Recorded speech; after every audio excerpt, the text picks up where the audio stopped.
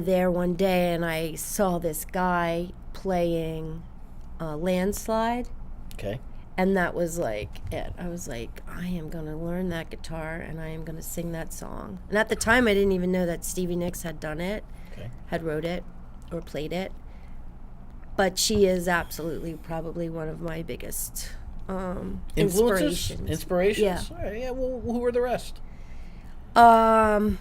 I always liked, well, younger, Rod Stewart as a singer, Okay. but I think that he's matured really graciously as opposed to a lot of the rocker people. You know, like he still maintains a major, he just matured gracefully with it. He's not trying to hold on to 1969 and his image of that, which I like. I just saw him with Stevie Nicks on tour. They At did Wells Fargo, right? Or was that in Camden? I actually saw him in Philly. Oh, okay. They only toured a few cities. They didn't do a major tour, but Philly was on it. New York, I don't think, was on that tour. Okay. And it was called Heart and Soul. It was the Heart and Soul tour. And they were great. It was like, I couldn't have asked for anything better. It was almost like a cosmic gift that was specifically. Does he still kick the soccer balls out to the crowd? Yeah, he does. How about that? What's your favorite concert of all time? Ooh. Or did we just hear about it? No, that wasn't it. Do you remember? Well, let's go back. Who was your first concert? Rod Stewart. It was. But I don't remember much about it, and we don't Okay. have to go into the details of that. But that was my first concert. All right. Bruce Springsteen, Where was the Stewart concert? Philly, In Philadelphia. Mm-hmm. Nice. The old Spectrum. Spectrum. Yeah. What a Yep. great place that used to be. Yeah. Small. Mm-hmm. I mean, you know, I've been a. I know this is the wrong country to say this in, the wrong territory, but I've been a Flyers fan. These are all Rangers. Oh, fans I in know. here. Please stop. Don't throw anything. But I've been a Flyers fan all my life, and I remember going to games at the Spectrum. You could just feel the building shake. Yeah. You know. The couple Broad playoff Street games Bullies.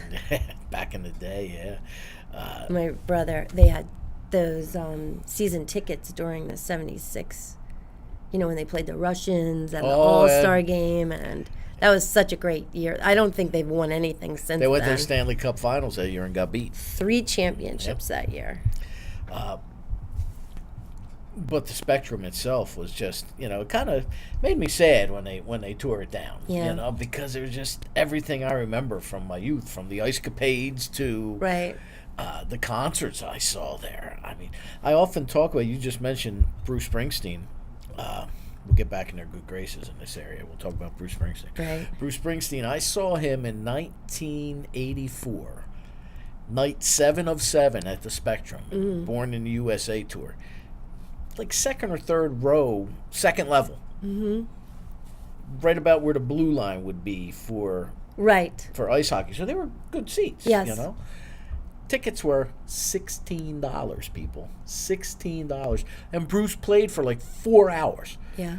You know? Across the parking lot in the other stadium that's no longer here, JFK. Right. John F. Kennedy, where Live Aid took place. Michael Jackson had reunited with his brothers to do the Victory Tour. Right. Tickets I didn't were see that. $55. They played for 50 minutes. Right. Who I got the saw better the deal? Stones there.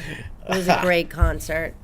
So The Stones. Stones, At JFK. Stones were there. I saw Bruce at the Spectrum in the 10th row, and in like 1978, I guess it was right the after River the. Tour. No, I think it was the Born to Run.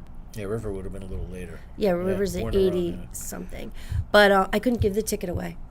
I could not give the ticket away. I got them for my birthday, and it was a great concert. It was great. Awesome. Even then. We all missed our train. Does that inspire? They stopped running. Does that inspire you at all when you see a show like that? You know what's really strange? It's almost as if I view people like I just saw as contemporaries, as a writer. You know, like I just saw Stevie just did a concert with Chrissy Hines. Also saw that in Philadelphia. because New York, it's so expensive. So I just drive down there and go to Philly. I really love that because she was in Fleetwood Mac and had her solo career going, she didn't tour for a lot of her albums. Okay. So we were never privy to see them because she didn't do it. So this last tour, and because she's older, there was a lot more speaking in between. And she was explaining like her archives and why she was playing. It was an amazing concert because of that. Because I feel like I watch as a contemporary like writer, you know? Okay. So I don't feel like, wow, ooh. Right, well, I know that's kind of maybe pompous of me, but that's just the way I do it. No, well, tell us about that. Tell us how you do it. You know, I mean, what is it about you? How do you write your music? What's first, chicken or the egg? I do both at the same Lyrics, time. music, okay. Yeah, usually I find like a melody or something, and then like I can get into a zone. Unfortunately, I haven't been privy to have that sort of abstract space to enter because I'm on a linear, I have a kid and, you know, all that stuff brings you back to the reality of linear time, which is not always the best space for an artist. No. And it's probably our biggest conflict is like trying to fit into this linear time clock and then having this other creative process that's completely abstract. My second album I wrote basically in probably... How many do you have? I have 2 albums and 1 EP. Okay. And we're about ready to go into the studio for my next album. All right. But I think it's going to start out as an EP just because it's a new producer and we want to see how the relationship works. Okay. But I wrote that in probably 48 hours maybe. Oh, wow. How many tunes? It was 9. So when you get on a roll, you don't stop? Yeah, it's like I think you can get into a zone and it just goes. Do you find that that's your best or better material when you have that happen? I mean, any artist I've ever spoken with has always said, everybody loves this song and it's one of our favorites and we wrote it in like 10 minutes. You know, yeah. Do you find that that's the case with you as well? Well, I am a big believer in creative inspiration. We're only vessels. Do you know what I mean? Stuff flows through us, and so once you open those channels or that you're in a position or a safe place that you can do that, and the deeper that those things go, you're just funneling it. And that's just what I think. But now, I've asked this question of other musicians and artists who have come on this program before. What was your watershed moment? What was it where you said, I want to be a musician? Oh, well, that wasn't my original thing. I was always entertaining my classmates, which didn't go over so well in school, but it ended up being kind of a natural talent, I guess. Okay. And so I was originally an actor. And still, like, I'm returning to that because of my age. I was a character actor, and it was a lot of women roles. And Broadway was basically black when I graduated from school. There wasn't anything on there. And I was a stage performer. I did a lot of stuff in Bucks County. And I worked all the time until I went to New York. But then when I got there, it was so different from my experience that I think if you're an artist, you just want to do what you do. Like if you're an accountant, you want to work at what you do. And artists are similar. And so because I am also a musician, I just started picking up my guitar and going down to Bleecker Street. Okay. Because I didn't have to depend on somebody else's project. I didn't have to depend on somebody else approving of me for the role, or I didn't like the whole way they treated actors at the time. Okay. I mean, it could be different now, but you had a project, but then if you the producer wasn't producer wanted somebody else in the role, then you would get bumped, even though the director wants you, stuff like that. And I was just like, listen, I just want to do what I do. I actually just had that experience. I was out of work for several years a little while ago. I'm sorry. And it's never easy. No. I was out of work because of an injury, and I just couldn't go return to my job, which made it even worse, Whatever. But I was out of work for 3 years, so what I did was I thought, a friend of mine said, why don't you sign up for this casting company? Mm-hmm. So I did. And for the first year or so, I got nothing. And over the last 3 years, I've gotten multiple calls. But recently I was asked, I was actually on a shoot for a mini-series about the Pope that's going to be on CNN. Oh, nice. So you'll see me in there looking like Christopher Columbus, Nash. Right? Christopher, or Henry VIII. I just needed a turkey leg. But while I was in there, they were calling me frantically.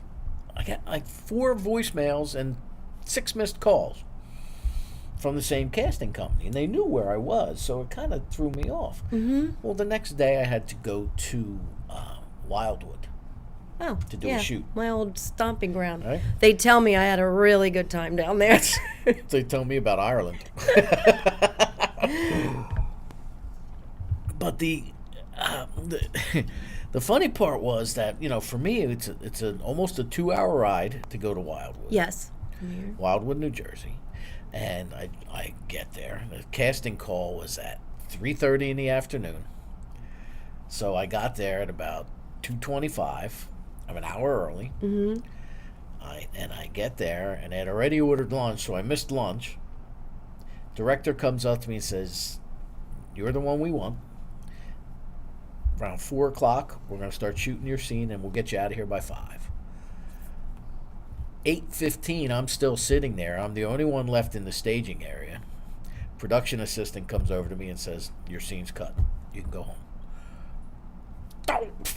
Yeah, it happens. And it's like, wow. It was a great scene, too. All I had to do, I was going to be, Tom, you ready for this?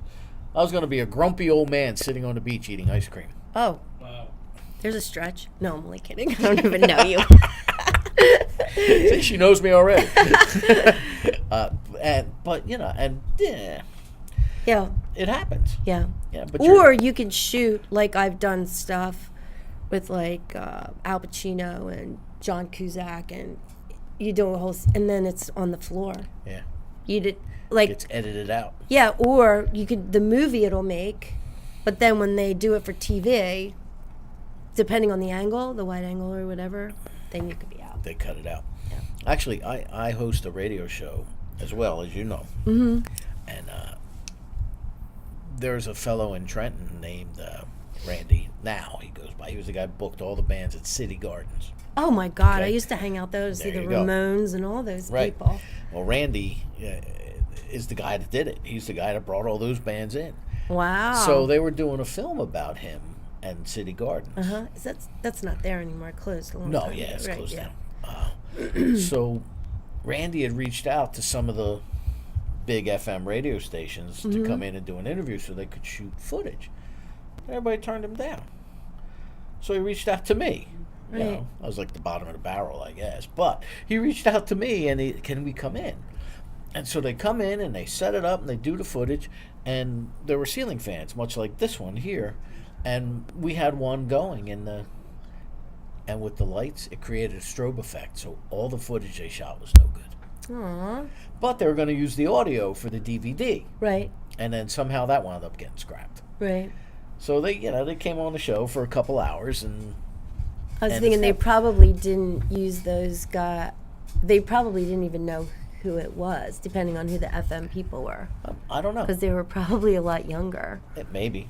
That's possible, but Yeah, we used to hit that place almost all the time from the 80s. Like, well, that's another was thing. rocking. There are no. You're an original artist. yeah. Right? Where do you perform? I mean, you Next said Bleecker week- Street. Where do you go on Bleecker Well, Street? now I haven't been performing. I've been only performing. I just started back into the market. basically. I am playing next week at Cowgirl. I have pretty much of a regular gig there, West 10th and Houston Street? Hudson. Or Hudson. Okay. On the corner. And I play there. It's called, they nickname me Bon Bon and the Little Foxies. And so I have different musicians come and play with me. So we play my original material. I give it to the musicians, and then they come and they sit in. And it's kind of cool because it always makes it different and a different group. Different takes on the same material. Yeah. And so this Monday coming up, I'm playing there. Actually, they're doing a really cool thing. It's called the Velveeta Underground. They're doing that this Wednesday, and it's... You have to bring a brick of cheese with you? No, it's a bluegrass band covering all Velvet Underground covers. Oh, no way. Yeah. It should be pretty rocking. Or cheesy, because it's Velveeta. Cheesy. Well, it's kind of a southern thing, it's a cowgirl thing. I see. Yeah, all right. Yeah. Okay. So... what time are you performing? 7 to 9. 7 to 9? Yeah. And it's located no cover. Do you have social media or anything? Yeah. Mm-hmm. Okay, what is it? I have Hippy Cool Records and Productions. That's my Facebook page. And that's like the best way to keep up with whatever I'm usually doing. I'm Lisa Bonner, but I'm trying to bridge all that stuff over there because I kind of don't want to mix them. And then I have a website called hippycool.com, which is HIPPY. Why? Okay. COOL, because it's like the new hippie, happy hippie. The Happy Hippie sounds like a bar. Hippy Cool, yeah. And actually, I'm producing. It's a production company too. So you asked me about what I do. I just wrote a play, and we just did the second reading. Now we're going to casting now. Okay. And we're looking to cast musicians that are actors. Okay. And so you can always email us too if you're interested. If you're an actor and a musician, it's basically rock music is the basis of the play, and it's getting incredible feedback. And it's very timely. It's contemporary. I'm really, really excited about it. It's called Facing the Bull. And we just got T-shirts done to fundraise for the production costs. Okay. So, and where are we? Hippy Cool? Hippy Cool. Hippycool.com. You can get the T-shirts, order them online. Right now it's by email, but I guess it's going to be hooked up to like PayPal or something. And what is that email if somebody wants to get in touch with you to be... info@hippycool.com. Okay. Is that. Info@hippycool. And what, is there a certain look or age group that you're looking for here? Or are we looking for... Well, for Facing the Bull. Yeah, for these musicians it's actually, that are actors. Oh, well... They have to play a numerous amount of characters. Okay. So, the age range of playing is from like 8 until, so how old do the actors have to be? Probably somewhere where they could be easily played anywhere between like 27 and 50 maybe. Okay. Leaves me out, Nash. I'm 26. Right. Good. Well, you can always, I don't know how they're going to do it. I have a producer, so. Okay. Where's it going to, where are we hoping to get it to run? First debut? I got an offer to do it in Arizona after our last reading. Okay. To put it up over there. But I'm going with the producer's lead because I've never done anything like this. I mean, I've produced things before, but not like this. So I'm taking his lead, and he kind of wants to stay in New York.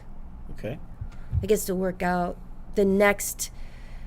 A reading is so much different from the actual staging. All right. So we're doing a staging of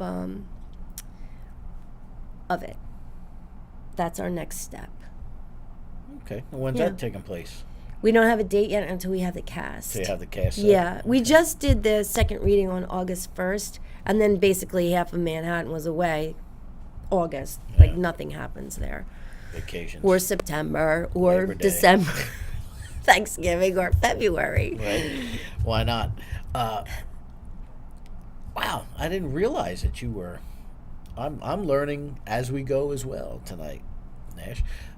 I didn't realize that you were an actress. I mean, what movie were you in with Pacino? Carlitos Way. No way. Yeah, Carlitos Way.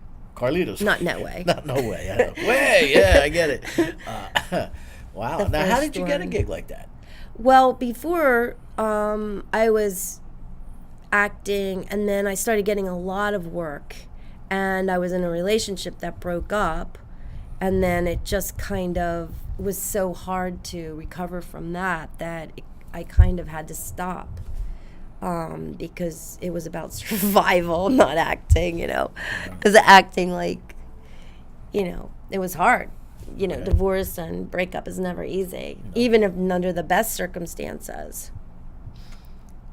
Are there best circumstances for that? I think that things can move on gently and transition well, and everybody can be taken care of. That's just my belief. I don't think that anyone has to suffer, especially in our culture. Although if there are kids involved, it usually at some point turns ugly. Well, it turns ugly because you have to stay in contact with them. If you didn't have the kids, then they would be gone. True. And they would be so far in the rearview That is mirror, just you'd never property. see them again. Right. Right. So, when did you put out your first CD? I put my first CD out in 93. Okay. And then I put my next one out in 2000, like 2000 something. So, And then I had a child, so then things kind of went in a different direction for a little bit. did you put it down at all? I did for a little while. And it's actually he who got me back into playing and actually got me back into a band because I had moved to East Hampton, New York. Okay. And there was a very small community at a music store that we used to go and jam on Sunday afternoon. And I would take my son there, and then I met a whole bunch of guys. And they're like, would you come and be in our band? And I said, okay. And so then I ended up playing out there for 10 years or so. 7. In a cover band. In a cover band. It was supposed to be an original band, but then it ended up being a cover band. What kind of, what's your favorite kind of music besides your own? I guess mainstream rock. Yeah, what they consider classic To rock play, type of thing. no, like I like John Mayer. I like Taylor Swift, like her other stuff. Okay. And I like pop. I love R&B. I'm from Philly, Marvin Huff and all that is deep in my blood. But I don't play that stuff. Oh, you only do originals. I like that. See, I like that. That I only do originals. Yeah, I because if people don't, then we're not going to have any music in Right. 10 years. Yeah. It's all going to be the same stuff over and over again. If you had to pigeonhole your music, is there a genre that you think you fit in? Mainstream rock. Okay. And arty rock. I can go, a little bit more creative. Like artsy. Like my first album was a lot of you remember Jill Seabury? Solbury, I forget her name, Canadian artist. I had a lot of influence from her, but it's not marketable. No? Why? It just wasn't. The record people were like, we need a single. Paper Dolls, Ken and Barbie was probably a single off of that. Okay. I thought House of Mirrors was, and I thought it was very Patti Smith-like. And that's why there's no record companies today. That's why there's Hippy Cool. Because they don't take... Records and production. Always was. I started in 93. Actually, we just had this discussion last night on my radio show about that. About how there aren't any... I saw the video of Frank Zappa online. Yeah. And he was saying the problem with record companies, or whatever they're supposed to be today, is the fact that the A&R departments don't have that old big fat guy smoking a cigar who's like, you know what, I like you, kid, I'm going to take a chance. Now everything's got to be so cookie cuttered and perfect, and Yeah, but now Clive we're only Davis is distribution. that. Clive Davis is that man. I mean, he's amazing. He has like given us our entire soundtrack for the last 3 decades almost. I mean, he's amazing. Yeah, but the big record companies are gone.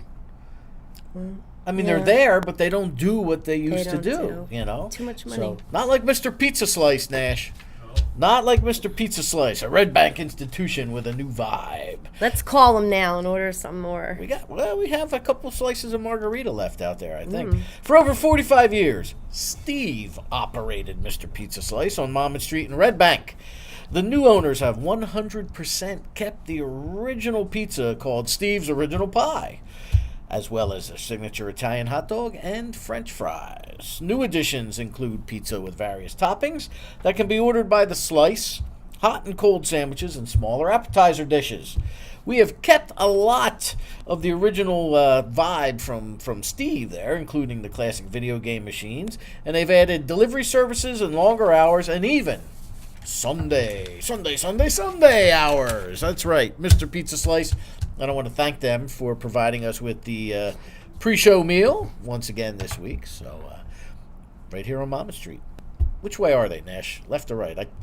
I got to get that way. Okay, so that would be left. That would be your left. That would be north, I think. Okay.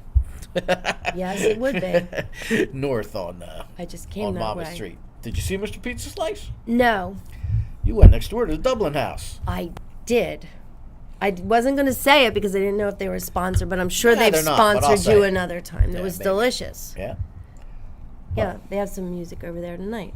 They do. They have they have Irish music over there. They have And, Irish that's music. That's the Fiddler and everything. we go over there and have one more after the show. All right. I slay me, Tom. You all right over there? Yeah. Okay. I thought he'd fallen asleep. So, do you have a favorite gig that you've done to this point? Something that stands out? I've had a couple. I did the a Newsday concert on 6th Avenue when my first album came out. That was incredible because it was 6th Avenue. So, Right. and then I had done another performance. I guess I like outdoor. I love to be outside. Okay. That's the truth. I almost wanted to take my guitar outside before when we were talking because I just love to be outside. And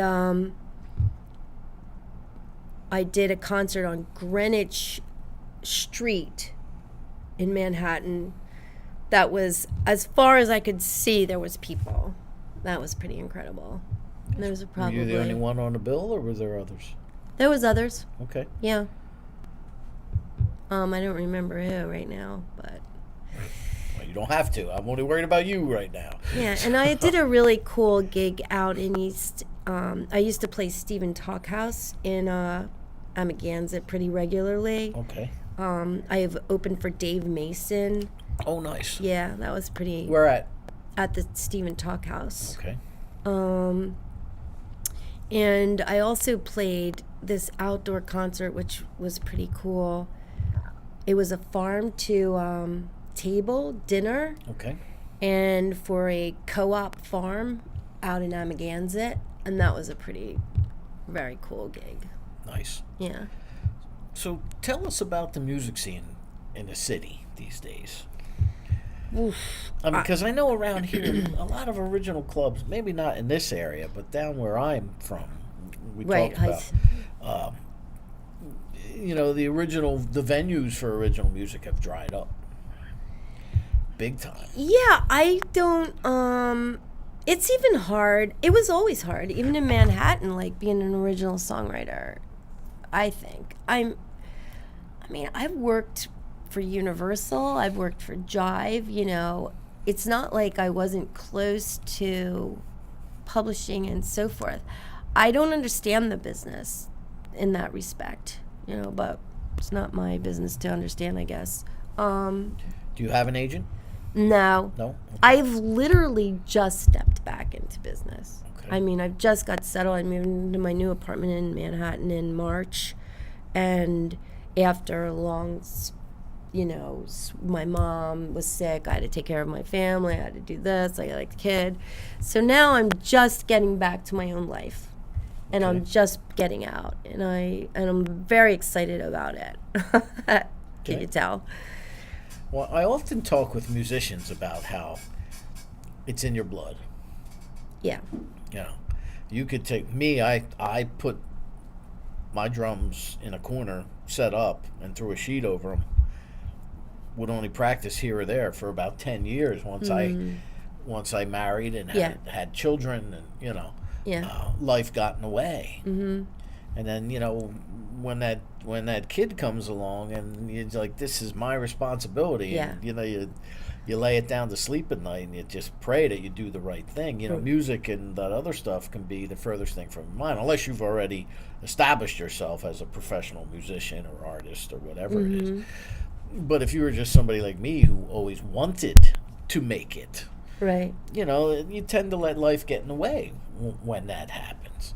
So a lot of people that I speak to, a lot of artists, I've had them say, I put it down for about 12 years, 10 years. One guy put it down for 22 years. Mm-hmm. And then one day just looked at his guitar and said, you know what? Let me give that a try again. Now he's got 2 albums. He's been nominated for awards, and he's 60 some years old. Well, I think that's a little different with us now, because I think before the market did it, but I don't see that the age thing is a big deal anymore. I just don't. I mean, people are probably like, what? But this is who I am. Right. I put it on hold so I could raise a decent human being. And he is, and he's an incredible musician, too. He actually plays with me. Oh, yeah, a guitar? great deal. He plays bass. He's a drummer, too, Okay. but he also plays bass and piano. How old is he? 15. Oh, okay, good. Mm-hmm. So I have him sit in with me. He's been coming to rehearsal with me when we were in East Hampton since he was 7, and the other guys had kids too, so they would sit around and do their homework. And then his teacher, who was Paul Chapin, who's Harry Chapin's brother, he was my son's teacher, and he was also the drummer in our band. So sometimes he would have to teach, and he would say to my son, go warm the band up. If I said it to him, he would never do it. But since his teacher said, he'd be like, oh, Mom, Paul told me I have to sit in until he's done his classes. So, 10 years old, he was sitting up behind the drums, and sometimes I had to turn around to see if Paul was there or not. So Well, it's good for him. good, yeah. Good for him. And good that you expose him to that. I take him. I had to redo, I just redesigned the logo, and he didn't have a summer job because he was too late at getting it, and I was a little disappointed in that. But I said, okay, then you have to intern with me at Hippy Cool. And so he redesigned my logo. I just threw him in the mix. He put everything online for me. All of my catalog, not all of it, but a great deal of my recorded catalog is now on iTunes, Apple Music, Google Play. I never used that before, but and Spotify. I told you that before. Right. So you can buy this stuff. That's why I don't have CDs anymore, because you can just buy it online. What's your opinion on that? I don't know enough about it, and I'm actually going to go to BMI and see, because that was my society, and see where they are with the royalties. You kind of have distribution online. So who are they? It used to be BMG was the only distribution of a record. They were the only warehouse that actually housed records, that you would deliver them to the stores. I'm sure you know this, but they would come from the record company, and everybody used them, whether they were RCA or whoever, because they were huge. But now online, you can't get all your stuff. If you're a small label, you have to use a conglomerate. I guess CD Baby does it. There's some other people that distribute, but Amazon does it. CD Baby does it. yeah, I didn't put mine on Amazon. No? I had a choice, but I don't know. Okay, well, and that's what I alluded to earlier. See, record companies are just distribution labels now. They're not fronting you. Well, they're not saying, "Hey, Lisa, here's $300,000. Make me an album. Make me 3 albums over the next 4 years, and go on tour." You know, we're gonna put you out on the road with. What happened too with like Annie DeFranco and stuff like that, and people like myself who started a label in '93. Not everybody had a label in '93. I mean, people started to do it later because they realized the artists were doing all the work, and then the record labels were just coming and then offering them a contract afterwards. So basically marketing them, mass marketing, and then putting them up. I think that the whole record companies started to look into like Disney and taking these childhood stars right from there, so it became more like a factory of talent for them, which that's their business. I mean, that's... You know, it's kind of funny. When I first started my radio program, which was April of 2009, any young female artist that came through my doors, they either wanted to be Taylor Swift or one of the popular Disney artists at the time. Right. You know, because it's like a shoo-in. But that's what they tailored their sound to. And I guess that's what they were listening to. So I had all these young girls coming in who were trying to be somebody they weren't instead of being themselves. And if you look at the record companies, you don't have that problem with me. Ever. Oh, good. That aspect hasn't changed because they want to still stick you with a formula. They did that with Motown. Well, they do it with her new album. Yeah. You brought up Taylor Swift. Her new album. I was so disappointed at the... I'm a big Taylor Swift fan because I think she's a great writer.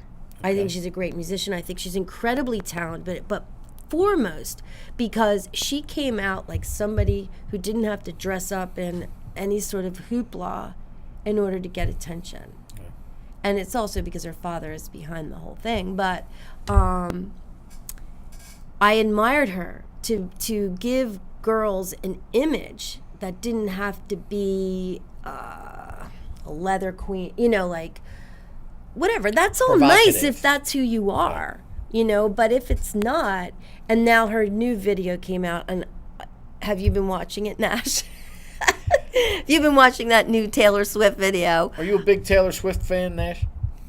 He's going to be. Oh, see, okay. 50-50. I kind of said it as a joke. I just kind of keep my pulse on it, but I was disappointed at the way they marketed her, or she marketed herself, or whatever happened. Is it a departure from? It's a big departure. It's like watching a Janet Jackson video from 1990. Oh wow, really? Or so Gone is the wholesome young child, and and I feel like they did it with Miley. You know what I mean? And it's like they turn these girls, and then parents are watching, you know, their little kids' teen idol and turn into like, oh my God. And the last thing they want to do, I don't know. It's just, it's not that it's, I just don't think it's necessary. I get it. Yeah, I know you do. You know, I mean, there's there's a lot of things that are like that, you know, with shock value.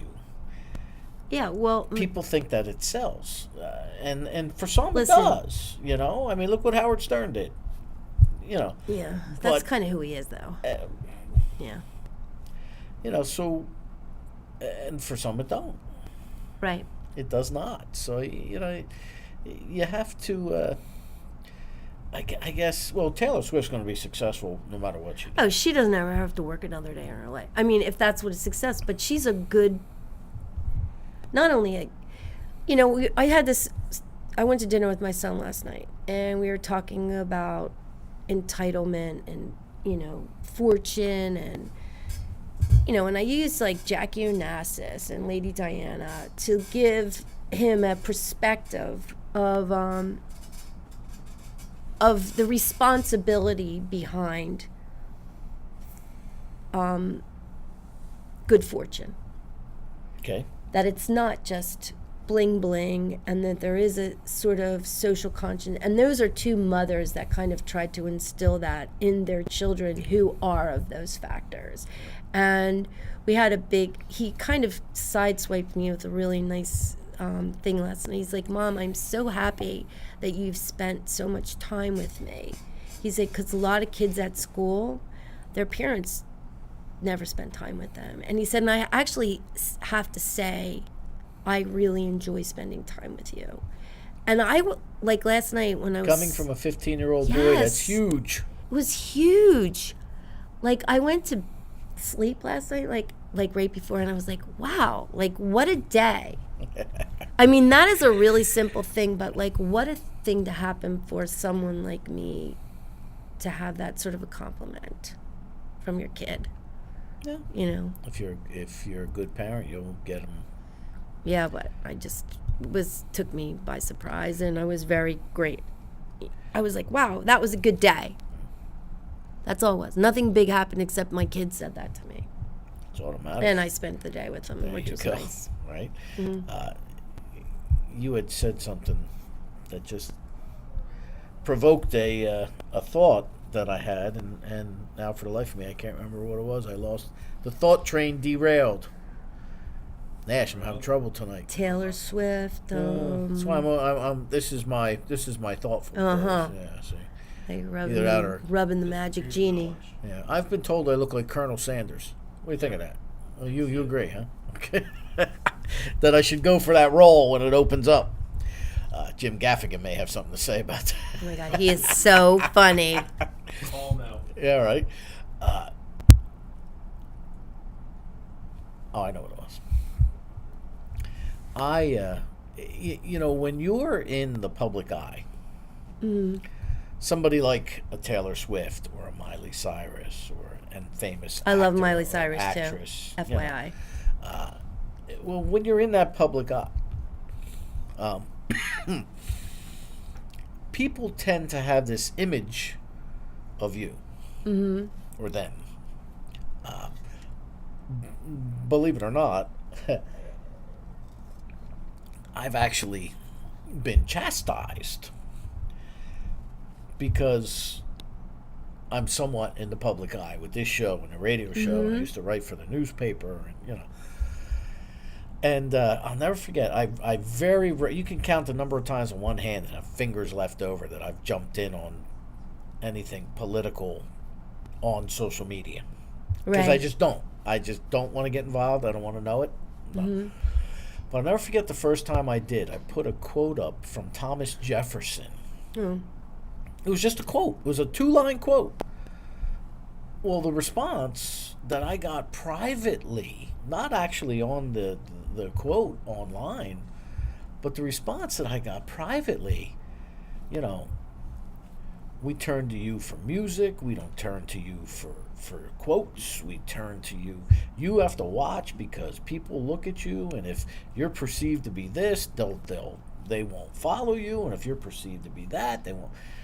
So a quote about A founding father. Yeah, it was a founding father. It wasn't bad. It wasn't political. It wasn't one Well, party he's also versus brilliant. another. But He's also brilliant. But it was taken, as is everything else on social media for the most part, taken out of context.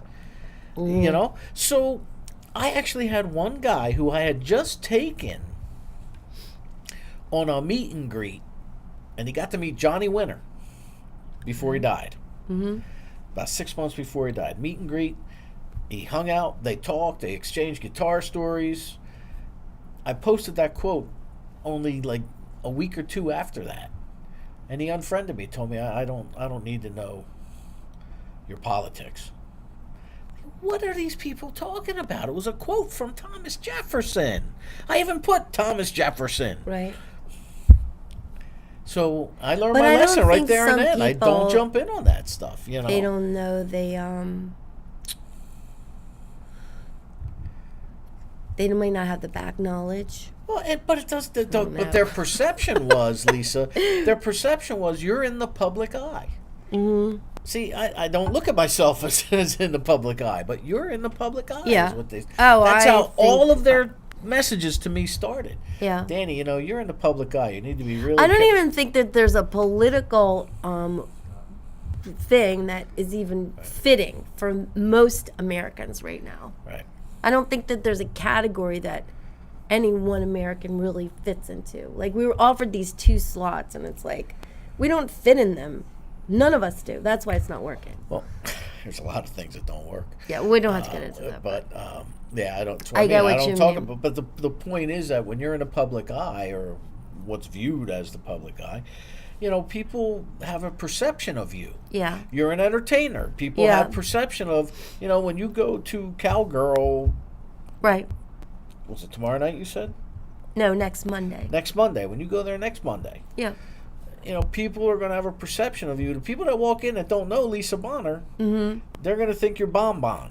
Right. Because that's what you're being billed as. Right. They're not. They don't know anything about you. They don't know that you're a mother and Right, right, right. and that you're divorced. They just know what they see on stage. Yeah. Then if they see a poster down the street on a telephone pole or on a bus, Yeah. kiosk or bus shelter, whatever. What are them things called anyway? I forget. Bus stop? Bus stop, but they're those little houses in case it rains. You can sit in there. Yeah, I don't know what they're called. They're going to see that poster. Right. They might see, that you're image. playing a cowgirl, but there's there's an image there, and so being I think you mentioned earlier, Princess Diana, and when you're that kind of person, you're expected to uphold that image, Right. and oftentimes the public forgets that you are human. Yeah. Very few entertainers can walk that line where they can be John Q. Public and. Well, it's. Why do we find it so necessary to put such a magnifying glass on it too? Well, because do you know what I mean? that is our media. That is our media. You should listen to my song "Media," and I'll tell you all about. Are you going to media. play it tonight?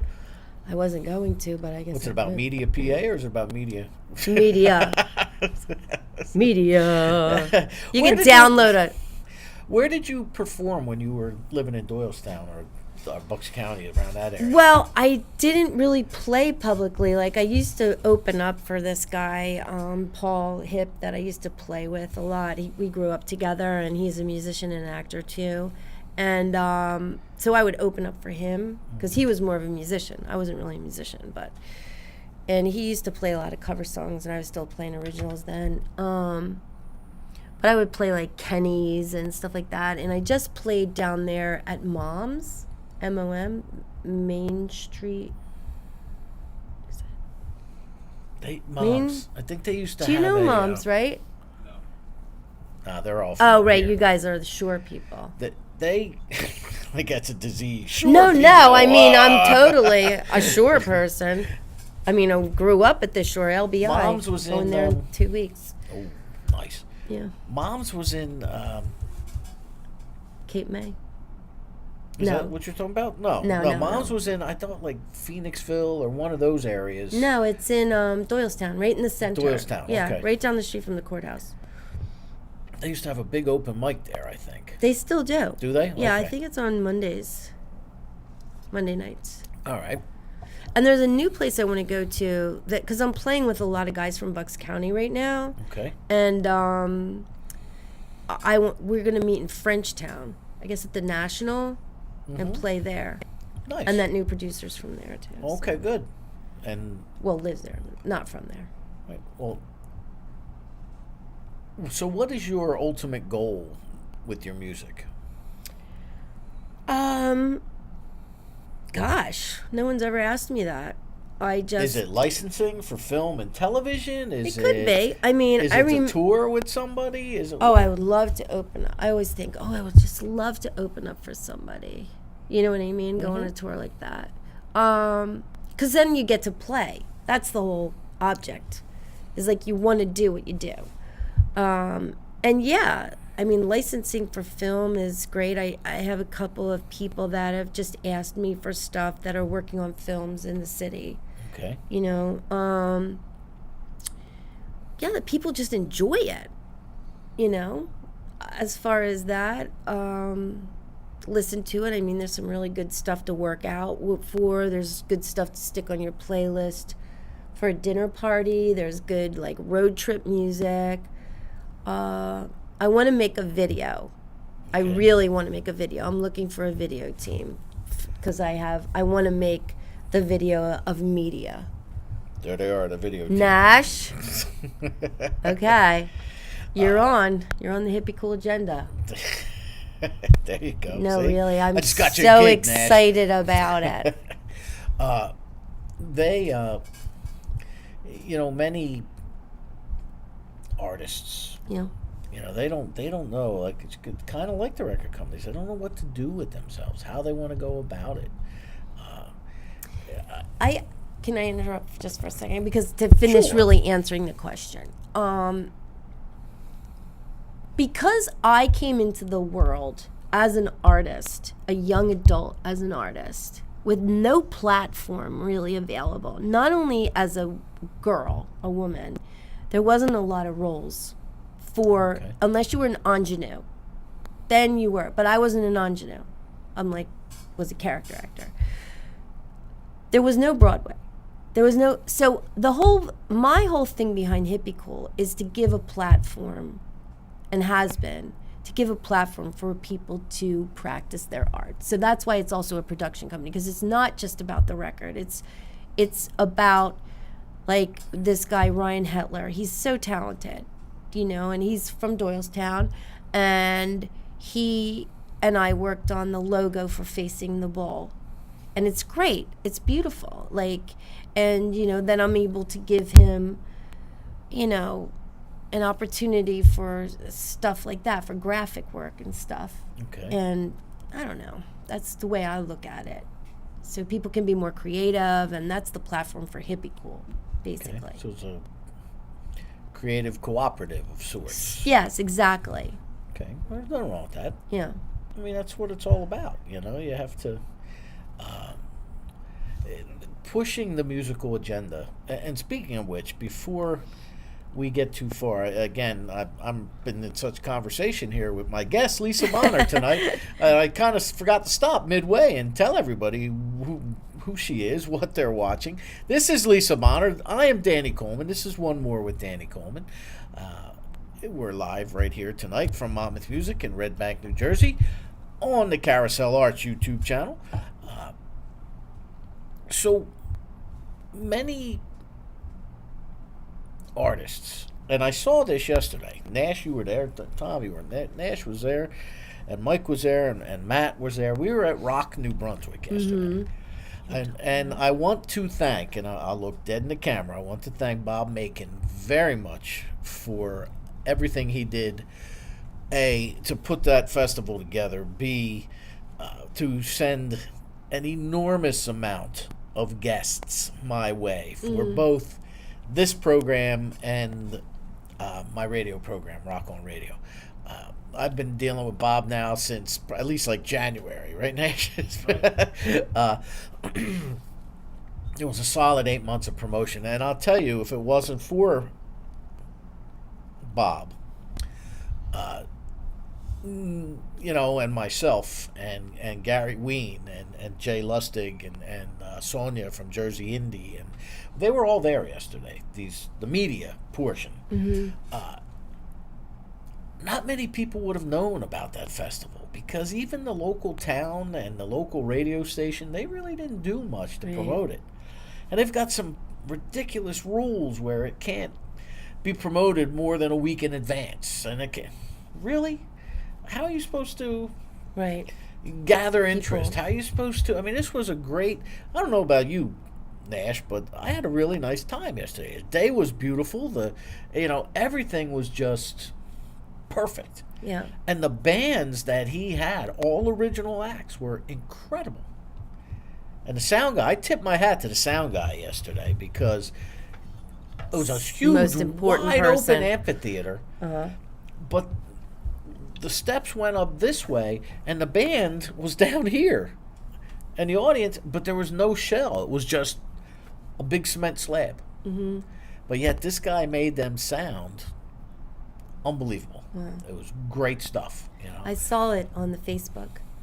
Rock New Brunswick. Carousel Arts. Right. On the Carousel Arts page. Yep. So that's these guys. Well, we have come to the performance portion of the program. See how quick that goes? Wow, yeah. An hour.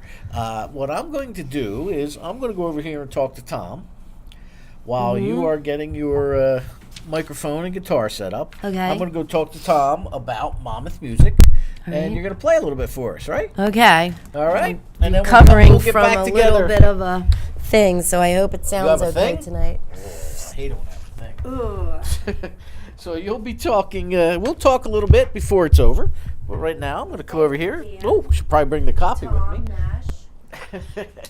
We'll bring that with us so I don't stumble. Whoa! A greyhound just wandered into the studio. You never know what you're going to get. Did we order one more greyhound, Nash? Yeah. Yep. Here on OneMore with Danny Coleman? Right? Monmouth Music, established in 1987, is located in the center of historic Red Bank, New Jersey, which was recently just voted the third best town in the United States by Smithsonian Magazine. Located within walking distance of the famed Count Basie Theater, Red Bank train station, and many of the town's fine eateries. Monmouth Music continues the tradition of being a destination store for musicians of all levels, from beginner through professional.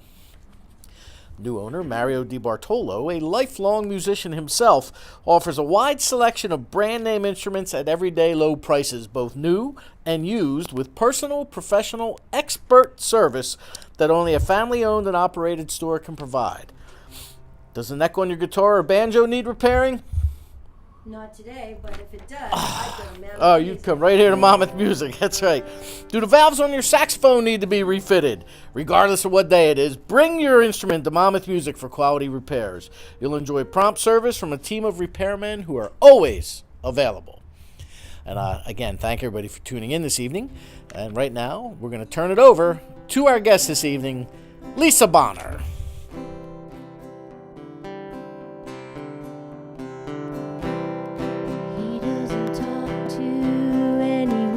Anymore,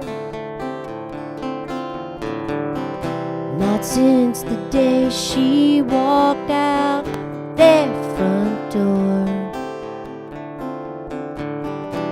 She never knew what he wanted, but a coffee, 2 eggs over easy in the morning, hun. Did the paper come, the dogs are fed? Is the TV on? But his emotions never shown. Was there anyone ever at home? Oh no, only paper dolls, Ken and his Barbie. He never saw the beauty in the heart of a lady. Paper dolls, Ken and his Barbie. She gave him everything, and one day she wanted more. She gave him everything, and one day she wanted more. Like hand holding some hugs and some kissing,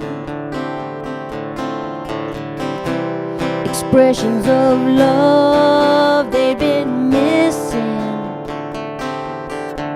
They had big cars, a cabana, pool, and a nice yard. Trips to Europe, Visa dimes, and a MasterCard. But his feelings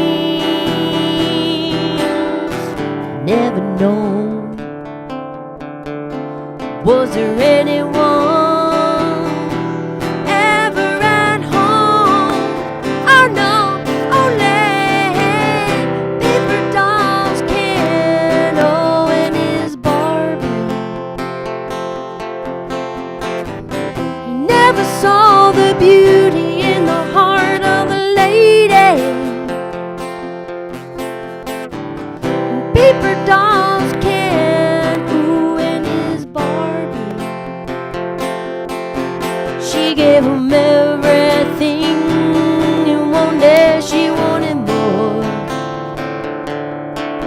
She gave him everything, and one day she wanted more. And paper dolls, Ken, there's no more Barbie.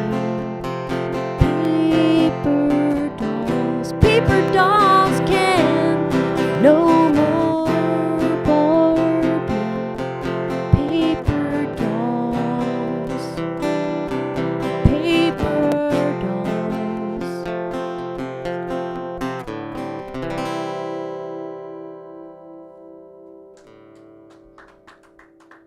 Thank you, Dan. Thank you, Nash. That was called Paper Dolls, Ken and Barbie, and that's off the House of Mirrors album.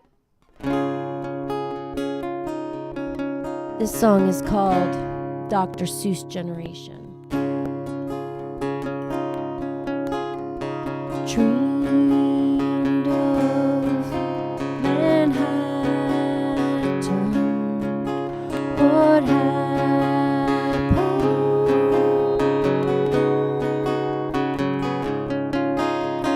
Happened to Dick, happened to Jane, happened to all of the beautiful things we dreamed of.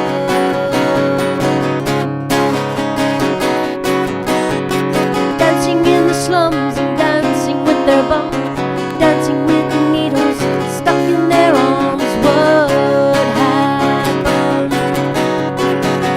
to the Dr. Seuss, the generation?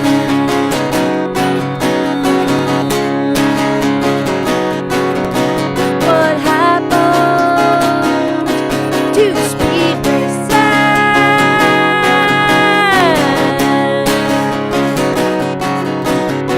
Joey's a homo, Johnny's a spaz, Karen's a hooker on the east side of Manhattan.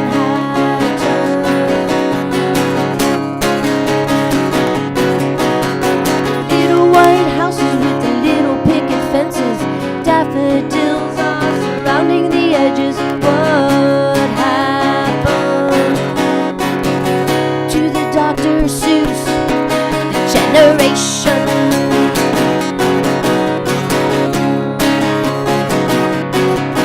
What happened to Speed Racer?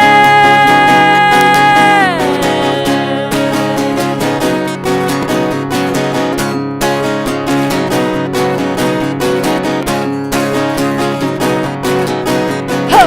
The traumas never seem to be this intense. Oh no, they're planning their pool parties, whatever. The traumas never seem to be this intense. Oh no, going on a school trip. Traumas never seem to be this intense. Oh no, well, daddy's shagging the neighbors. The traumas never seem to be this intense. Oh no, there's some missing persons. What happened to the Dr. Seuss, the generation?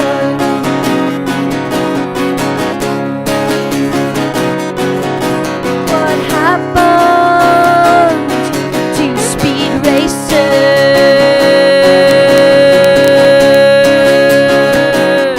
Spider-Man Chim Chim, Spider-Man Chim Chim.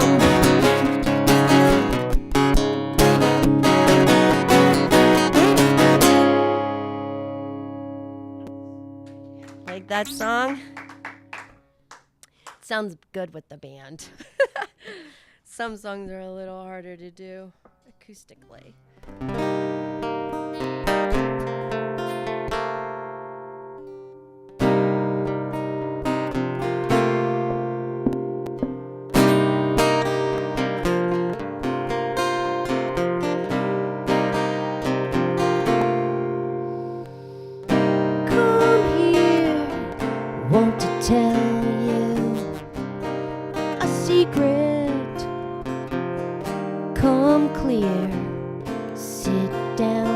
beside me. I'll come clear, there's no need to be deceived. No fears. Who needs that, my dear? Let me rock you. I know you've had a rough week. Lay back, let me. I want to play with your hair. Well, I know it doesn't sound like much. Doesn't have to be when I'm with my baby, yeah. I know it doesn't sound like much. Doesn't have to be when I'm with my baby, yeah.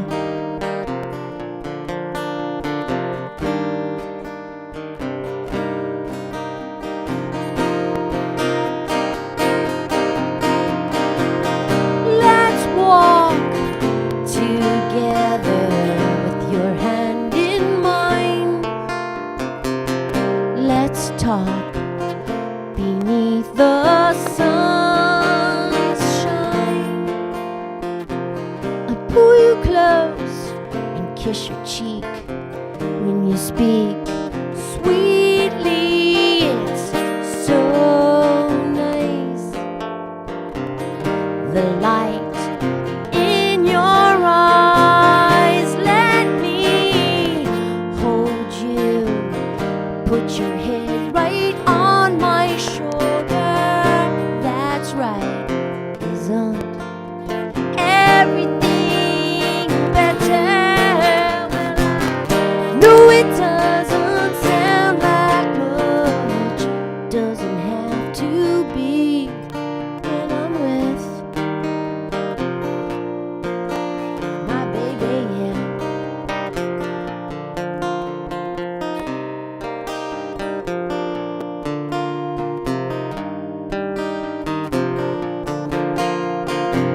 And whether I'm sharing my soda or the pillow on the sofa, in the garden feeding sparrows, I'm chasing rainbows in spring showers. I know that it doesn't, I know. I know that it doesn't, I know, no, no, no. I know it doesn't sound like much. Doesn't have to be when I'm with my baby, yeah. I know it doesn't sound like much. Doesn't have to be. I'm with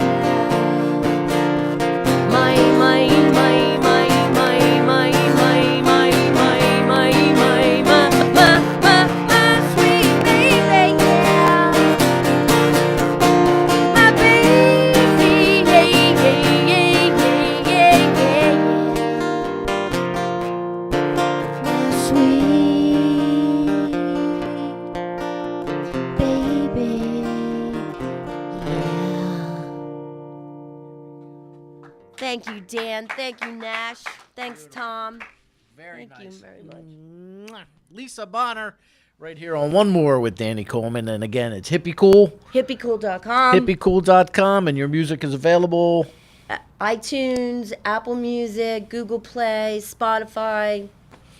All the major outlets, except Amazon. Oh, well. Sorry, we're maybe. staying away from them. I don't know. I don't know enough. Check it out. All right. Thank you so much. Again, thank you, everybody, for tuning in to One More with Danny Coleman tonight. Next week, our guest is the president and CEO of Aqualung Records. Mr. Jeff Fiedler will be in the studio, and we'll be discussing his very unique approach to allowing the artists to keep all of the revenue generated from Aqualung Records. So That should be a good one next week. So if you're interested in finding out how a record label works, tune in and have one more. Good night. Good night.